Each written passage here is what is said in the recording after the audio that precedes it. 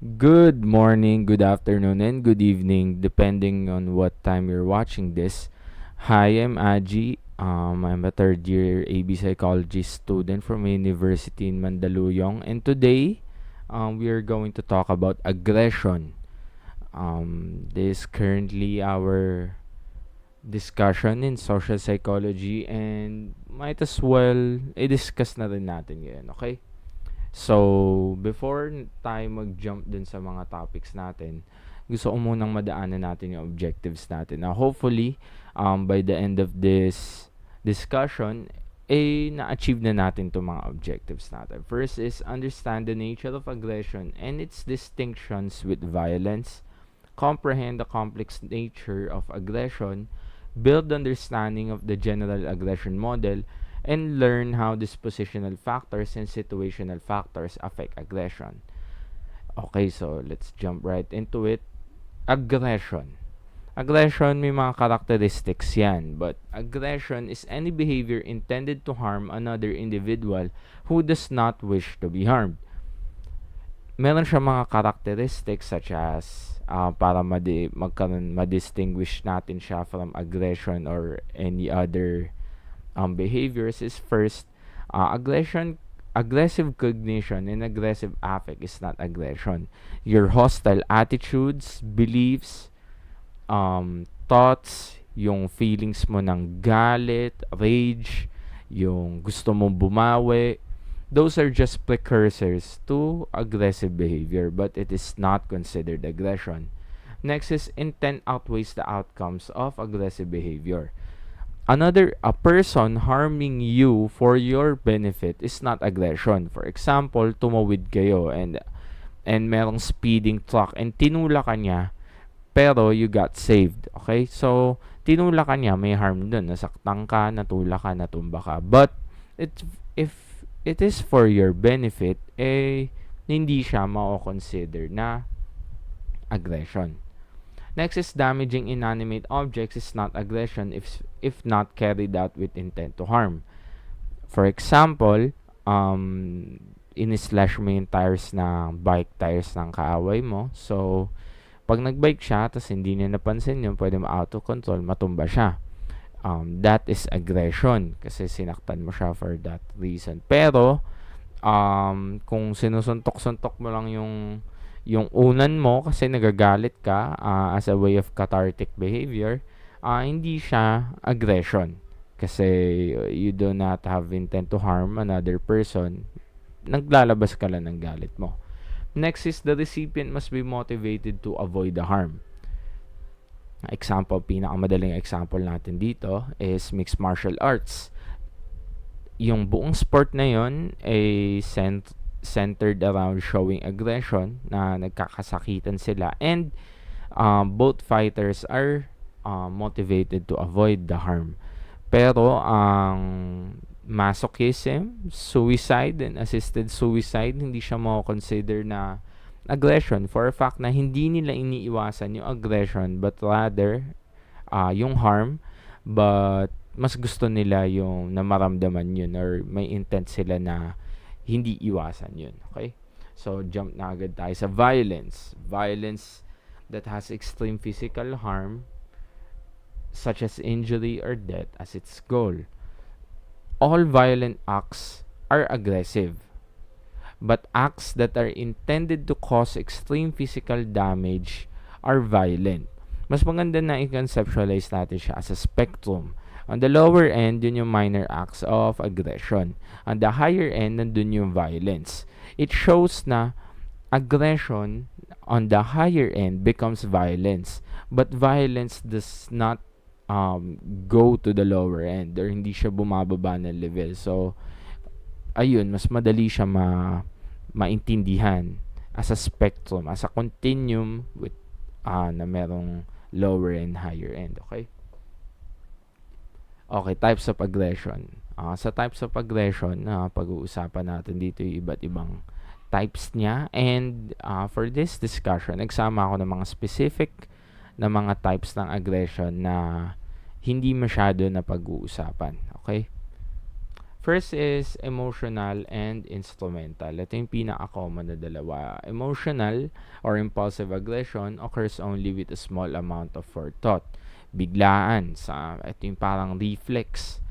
Impulsive emotions, determined primarily by impulsive emotions and a result of extreme negative emotions at the proxy caused by proximate factors. Okay? So, sa emotional or impulsive aggression, biglaan to. Ito yung mga characterize sa atin na dadala ako ng galit, nagdilim yung paningin ko. Yung mga ganun. So, biglaan siya. More of like a reflex and more effective. Sa negative affect siya rooted. Okay? And instrumental or cognitive aggression naman, it is intentional. Ito yung planado, premeditated, pinag-isipan, ganyan. More cognitive than affect and aimed at hurting someone to gain something. Studies show actually na karamihan ng mga instrumental talaga, mako-consider na instrumental aggression kapag hindi yun yung ultimate goal. The ultimate goal is not harming someone but rather attaining something else pero parang stepping stone lang yung current exhibition of aggressive behavior. Mag-move on tayo sa physical and non-physical. Actually, mamaya pag-usapan natin yung distinguishable factors between these two and merong mga issues sa dalawang bagay na to, okay? So, ayun, ngayon, aggressive and non-physical. As it states na harming physically, yung physical, non-physical is yung walang physical harm. Subtle. Mas maraming tao na nagpapakita ng non-physical harm kasi it's subtle and we can be aggressive without looking aggressive. Isa yun sa mga pinaka-importante na ano. And studies actually show na women are great at decoding non-physical harm or non-physical aggression, and they are also good at showing non-physical emotional expression. They're superior sa pagganon. Superior sila sa pag-decode, superior din sila sa pagpapakita. Sa non-physical aggression, merong tatlong nakapaloob. First is verbal, relational, or social, and cyberbullying. Sa verbal, yelling, swearing, anything that comes out of our mouths. Relational, social involves harming another person's social relationships, mga gossips, yung mga ganun. Basta any aggression with the intent to harm yung social relationships na. And cyberbullying is inflicted through the use of digital screens. Alam nyo ba na members of the LGBT are most likely to be targets of cyberbullying, and lalo na sa political landscape or climate na meron tayo approaching election, napakapalasak niyan, lalo na may mga trolls. Napakahirap iwasan ng cyberbullying, lalo na kapag contrary yung opinions natin to the popular belief. Ayun. So, next is direct and indirect. Victim is physically present with direct aggression, and indirect naman, victim is physically absent. Meron classification issues dito kasi this classification confounds two factors. First is the visibility of the act and actor to the victim, and the proximity to the harm-producing act. So, in order to classify this better, ngayon, mas specific na. Kasi classified na siya through visibility and proximity. Proximity is spatial distance. So, ngayon, meron tayong active aggression, engages in harmful behavior, and passive aggression, failing to engage in helpful behavior. Passive aggression, napaka-common siya for cold treatments, yung mga ginagawa ng tao. And bigyan ko ng isang example kasi baka medyo confusing siya.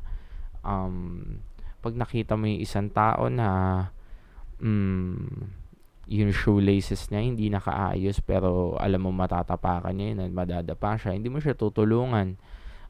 That is failure to engage in helpful behavior that leads to harm. Okay? Next is overt and passive, highly visible aggressive behavior and low visibility aggression. This pertains sa visibility ng aggression to the victim and sa audience, yung environment na nakapaligid. Okay? Legitimate and illegitimate or unjust aggression. Meron tong subjectivity, but pag-usapan muna natin na legitimate is driven by security, inclusion, and justice. Illegitimate or unjust is driven by profit, power, and exclusion. Outside the legal field, yung distinction between legitimate and illegitimate is highly subjective. For example, an uproar and revolution against an oppressive government to gain freedom is considered legitimate aggression by the individuals participating in the revolution. But it is considered illegitimate aggression by the government and anyone else supportive of the movement, of the administration. So napaka-subjective niya pag outside the legal field na, and wala na tayong legal basis to classify these two. Pero ito yung sa mga cases and history, legitimate aggression is more likely under the mantles of security, inclusion, and justice. Okay? Mag-i-include naman ako ng manuscript, or manuscript ba yung term? Below. Include ko sa description yung buong reviewer or notes na pinagbasihan ko dito with their sources na mga pinagkuhanan ko ng mga bagay na to, information na to. Okay, so pasok tayo sa dichotomies. Dichotomies ng instrumental and emotional aggression. These are the three factors na kino-consider natin kapag magka-classify tayo. Is it hostile or instrumental? Yung goal ba is just to harm someone, or may ultimate goal ba? Next is it from impulse or premeditated ba? Thoughtless or thoughtful? And next is reactive versus proactive. Yung behavior ba responds to provocation or without provocation, like intentional na wala naman nag-provoke, rekta, naggawa tayo ng aggressive behavior. Pero this classification actually falls short kasi it does not leave room for aggression that is motivated by multiple goals, kasi masyadong dichotomous and nag-overlap din siya actually. And with that, meron tayong general aggression model. With general aggression model, it details how person and situation factors influence cognition, feelings, and arousal. Dito yan sa appraisal decision behavior. Which correct me if I'm wrong, okay. Which in turn affect decision processes that influence our aggressive or non-aggressive behaviors. By using the model, merong yung proximate goal ng aggression. Proximate goal, which means yun yung causes that are present and active in the social encounter. Nadidistinguish natin na merong proximate or present goal yung behavior, and meron naman ultimate goal na can be hostile, instrumental, or mix. Okay? Sa nakikita natin dito, biological modifiers and environmental modifiers, these are considered distal. Ito yung mga distal causes. Kasi yung distal causes, yun yung modifiers that exerted influence over a long period of time. And it builds our personality. Pumapasok yung person situation, and this is a dimensional and person situational approach. Interactionism, as an example. Ayan. Then, umiikot siya. Napansin natin. Why? Because the cycle of proximate processes and distal causes and processes serves as a learning trial that affects the development of aggressive knowledge structures. Nagkakaroon na tayo ng cognitive accessibility. na pag nagkaroon tayo ng development ng ganun, yung accessibility na nabubuo natin, yun na yung minsan without forethought, or yun na yung pinaka-tendency na i-respond natin sa isang aggressive social encounter, or a social encounter that calls for aggressive measures. Okay? Pasukan na natin na biology, emotion, and aggression. Okay?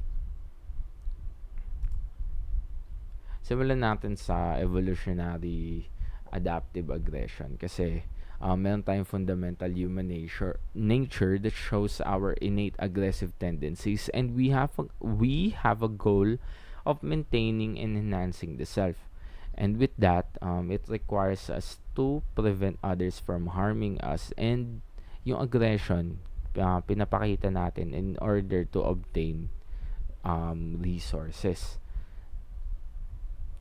Actually, ano to eh, considered siya na yung aggressive innate tendencies natin, kitang-kita siya sa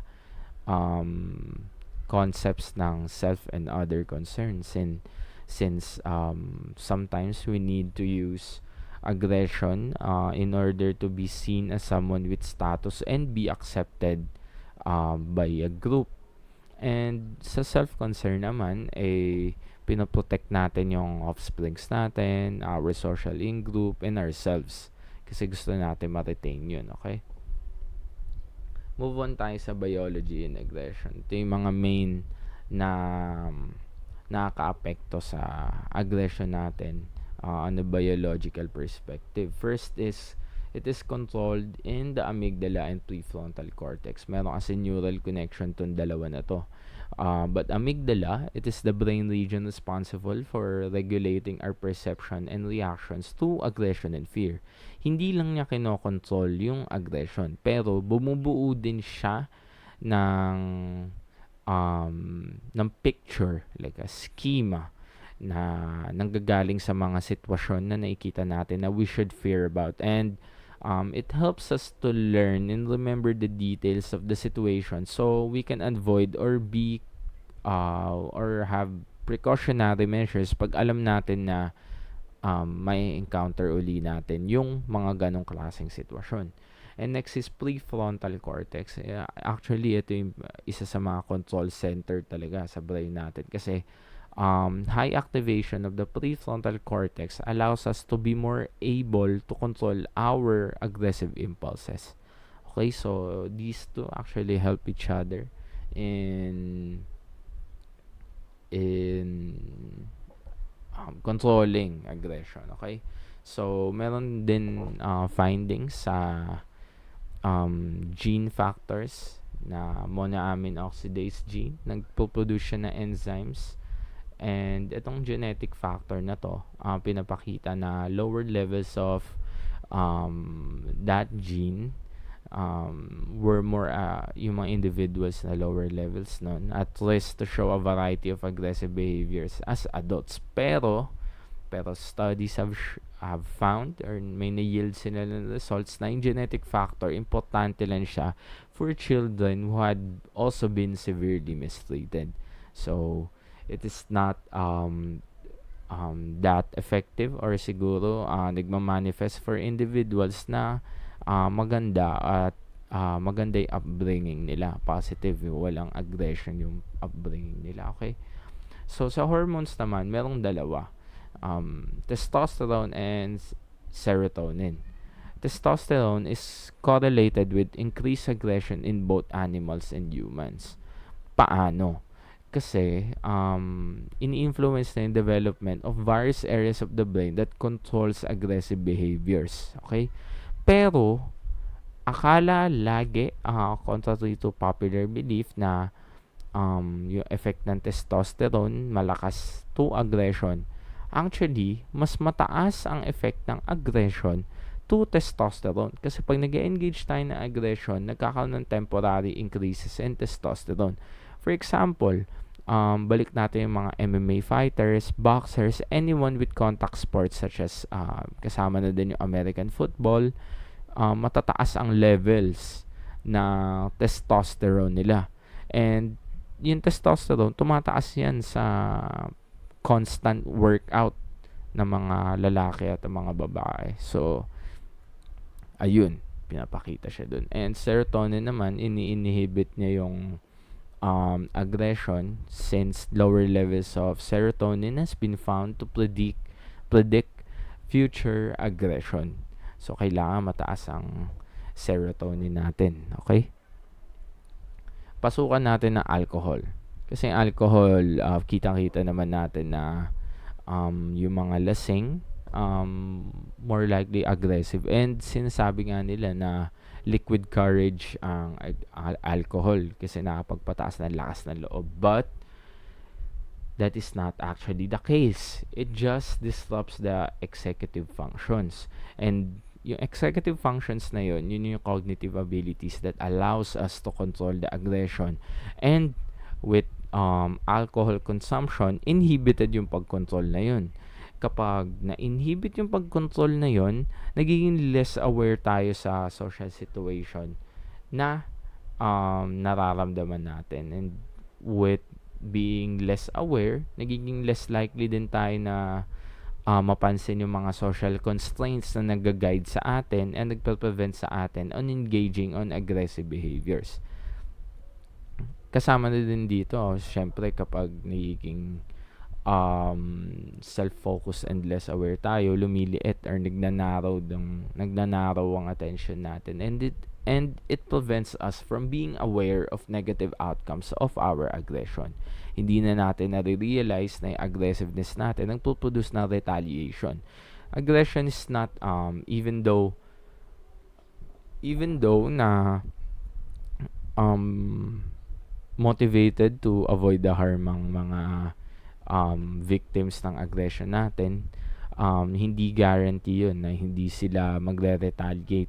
Sometimes, individuals partake in aggressive behavior or nire-reciprocate nila aggressive behavior for that behavior to stop. Okay? Alam naman natin na we're more likely to aggress when we are experiencing negative emotions. And frustration aggression hypothesis is one of the hypothesis or models na nag-explain ng relationship ng negative affect, emotions, and aggression. Okay? Kasi aggression is caused in large part by the negative emotions that we experience as a result of the negative thoughts that accompany them. So, pasukan natin na ang frustration, it is a feeling characterized when we feel that we are not obtaining the goals we set for ourselves. It increases arousal as a negative affect. Okay? Pero, ang frustration aggression hypothesis, meron siyang initial hypothesis actually eh. Yung unang hypothesis niya, guaranteed na causal in nature na when frustration is present, it produces an aggressive urge. Aggression is the result of prior frustrations. Pero, masyadong narrow or tunnel vision yung unang hypothesis. So, they reformulated it and pinakita na aggression is only one possible outcome of frustration. And frustration only prompts behavior that may or may not be aggressive. Frustration is a necessary condition, but it is not sufficient enough to produce the aggression. Okay? So, necessary siya, pero hindi siya enough. Yun yung tandaan natin sa frustration aggression hypothesis. Okay? So, when people are frustrated, they experience a drive to be aggressive towards the object of their frustration. And dito pumapasok yung displaced aggression. Yung sometimes kasi, na pag frustrated tayo, nakaka-experience ka tayo ng drive na maging aggressive dun sa object of frustration. It may be a person or it may be an object talaga or an event, okay? Pero sa displaced aggression kasi, those are negative emotions na dinidisplace natin sa ibang tao or sa isang object for for two possible reasons. First, if it's not possible to retaliate, kasi absent sila or intangible like an event, okay? And there is fear of retaliation. Nakikita natin to um sa lalo na ngayon sa government natin, yung ibang tao natatakot na lang magsalita kasi alam nila na may chances na bumalik sa kanila, okay? Next is catharsis, kasi hindi naman talaga nakakapagtanggal na or nakaka-reduce ng negative emotions yung pag-engage natin sa aggressive behaviors. Cathartic behavior is engaging in a less harmful aggressive action that will reduce the tendency to aggress later in a harmful way. May 3 reasons bakit hindi siya nagana. First is engaging in behavior that relates to violence increases arousal. Meron tong directionality, okay? So, ang pinaka-example ko dito is kapag galit na galit ka, tumataas ang arousal natin, di ba? Ang example, pansin nyo sa sa sexual intercourse, sexual activity, may mga tao na medyo rough ang sexual palate nila. And kapag mataas yung sexual arousal nila, they lead to behaviors such as spanking or choking, groping, ganun. So, nakikita dito na with na may mataas na arousal, nagli-lead to violent behaviors. And with engaging in violent behaviors, tumataas din yung arousal. Okay? Next is engaging in aggressive behaviors may be rewarded, which facilitates the likelihood of doing it again. Kapag na-engage ka sa aggressive behaviors, for example, nanununtok ka, ganyan, nagsisigaw ka sa kwarto mo, ganyan, pag nakita nila na rewarded ka with them, lessening yung triggers mo for aggressive behavior, baka mas ulit-ulitin mo, na-facilitate na umulit. Social facilitation. Ganun. Next is aggression reminds us of the possibility of being aggressive as a response to our frustrations. Again, tumataas ang cognitive accessibility na mag-respond doon. Okay? Kasi mas madali na mag-respond using aggression kasi nasanay na tayo. Okay? Pasok muna natin to kasi importante to eh. Kasi sabi ni Freud, meron tayong inherent life instincts. Dalawa siya. First is eros and thanatos. Eros is drive of life, love, creativity, self-satisfaction, and species preservation. Kung babasahin natin, paano nagpapakita ng aggression to? Nagpapakita pa rin siya ng aggression kasi meron tayong instincts to protect our beliefs, our in-group, and our in-group. Okay? Pinoprotektahan natin yon kasi gusto natin i-preserve yung life. Gusto natin magpakita ng love. Okay? And gusto natin mag-preserve ng species natin. Next is thanatos. Thanatos is the drive of destruction, hatred, violence, and death.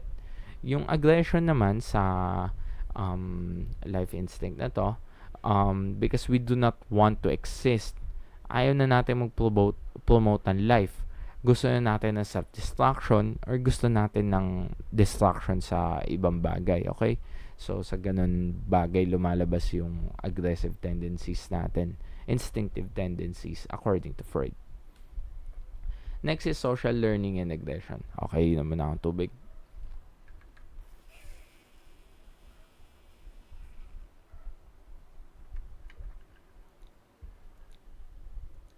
Social learning theory. Kasi una, according to the principles of social reinforcements, being rewarded for aggression makes us more likely to aggress, and being punished for it makes it less likely to happen. Pero sa social learning theory, hindi na kailangan ng rewards, hindi na kailangan ng punishments. Kailangan lang nila mag-observe. Okay? So, observing aggressive behaviors from these models teaches them these behaviors, and yung tendency na gawin nila yon is mas mataas. Isang example na rin dito yung sa Bobo Doll experiment, yung pinakasikat na yun. Yun yung pinakamadaling example sa social learning theory, okay? Modeling teaches new ideas about aggression and explains why exposure to violence increases aggressive behavior in the long run.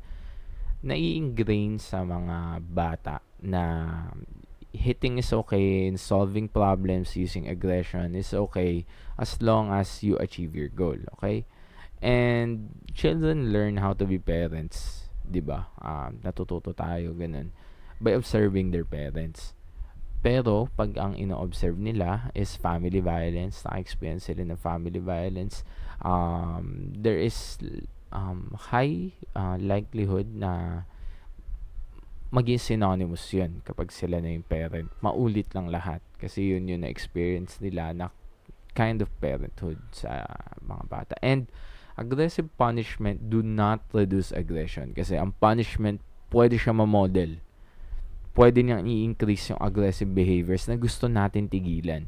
It's like fighting fire with fire. Okay?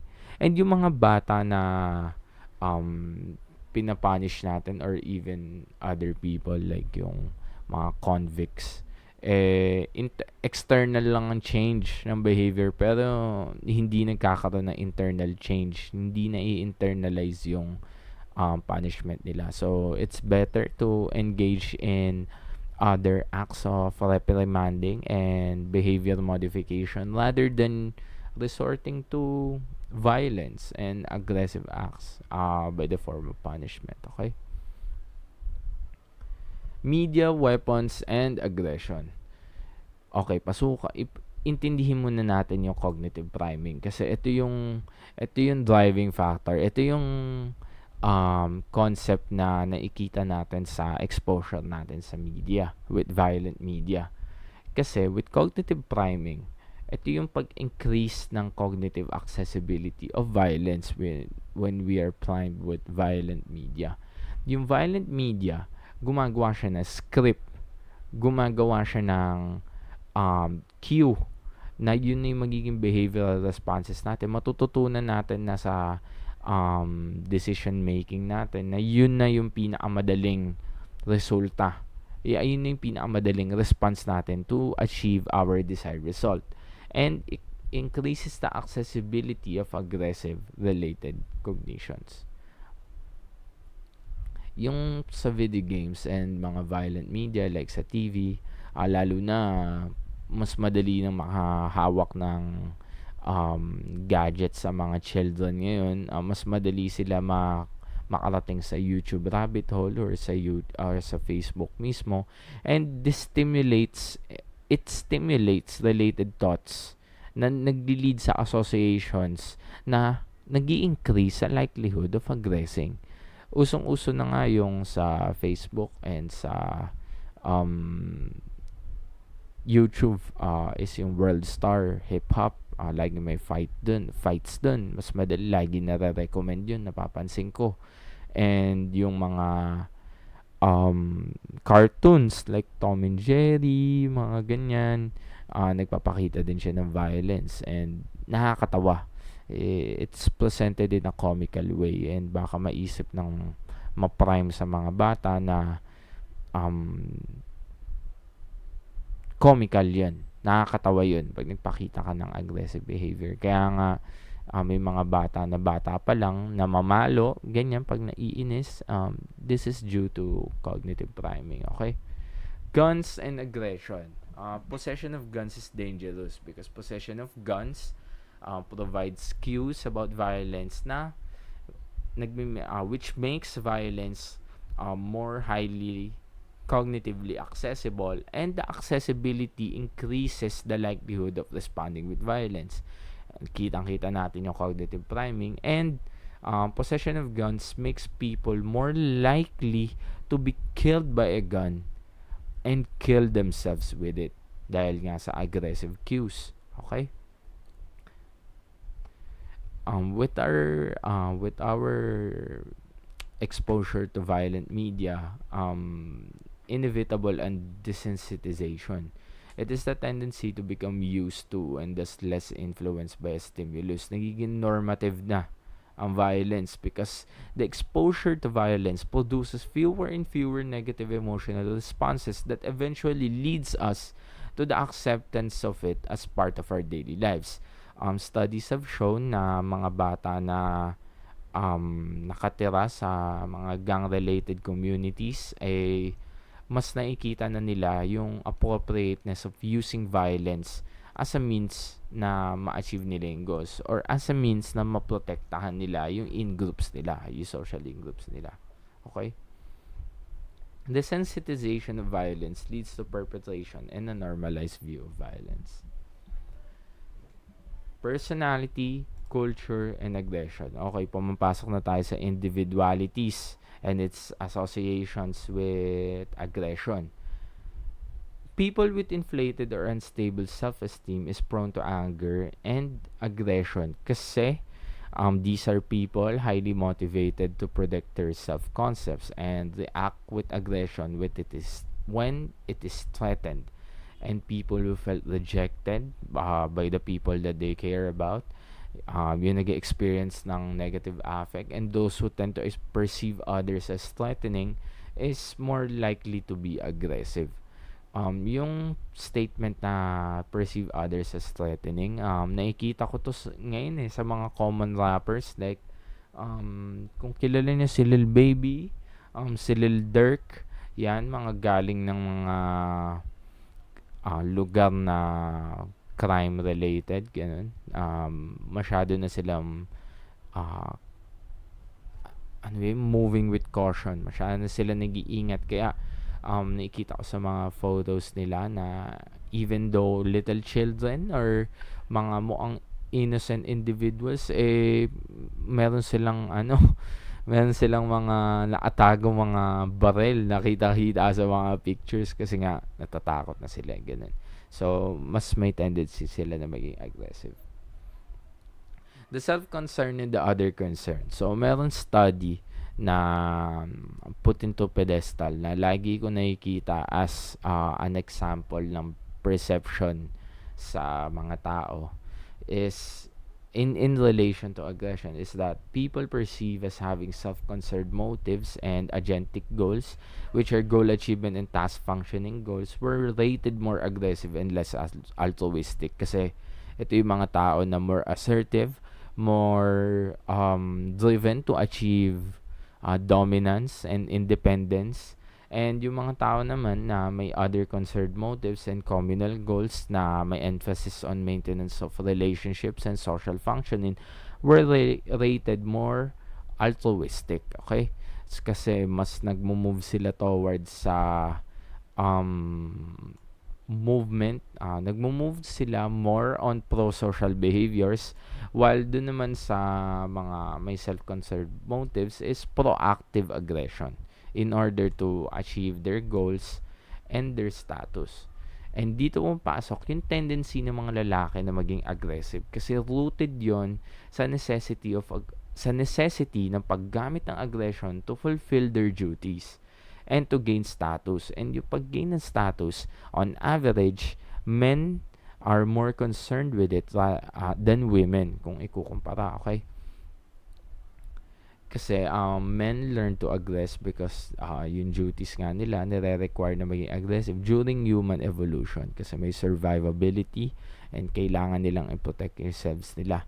And ang gender differences in aggression stems primarily from social norms and gender appropriate roles, okay? Gender appropriate behaviors for men and women. Males are value more self-oriented attributes kasi mas kailangan nila yon to attain social or material rewards, while women are expected to have highly developed other-oriented attributes such as friendliness and emotional expressivity. And kapag nag-a-aggress sila, aggression is a means of expressing anger and reducing their stress, okay?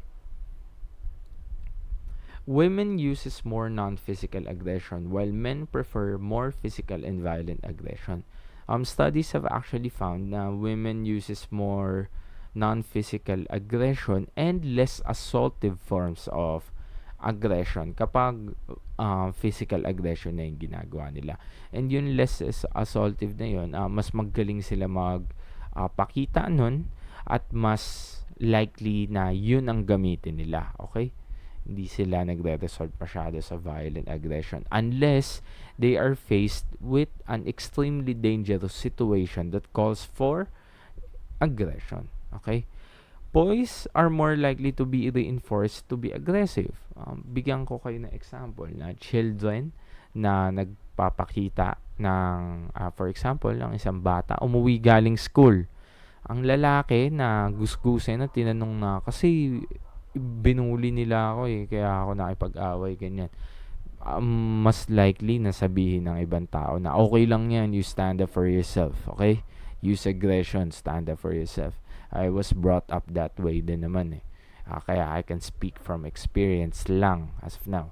Pero women, kapag umuwi ng ganun, ang sasabihin ng mga tao is it's not women like. It's not a behavior to for women or for girls to engage, especially during childhood nila. And men are more likely to be aggressive, facilitated by the culture's notion of masculinity. Dito sa Pilipinas, we have a masculine concept of being macho. And sa Hispanics naman is yung machismo.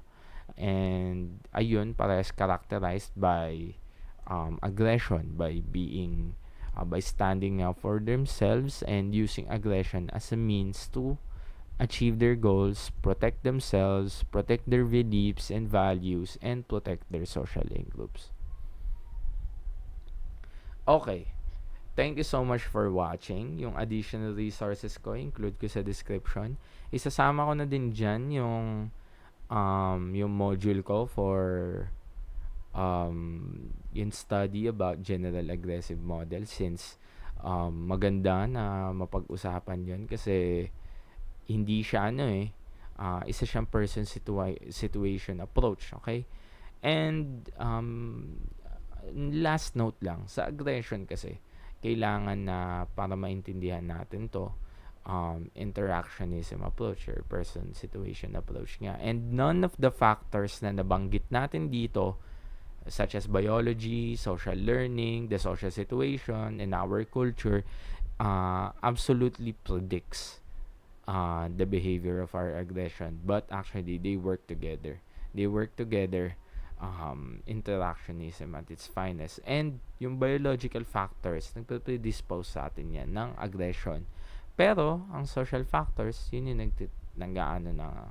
nag-act as triggers for our aggression. Okay, so hopefully naintindihan natin. Hopefully anyone using this video makatulong naman ako. And if gusto nyo mag-donate para mapagpatuloy itong continuous project ko, passion project ko na to, i-include ko yung number ko sa Gcash below. Okay?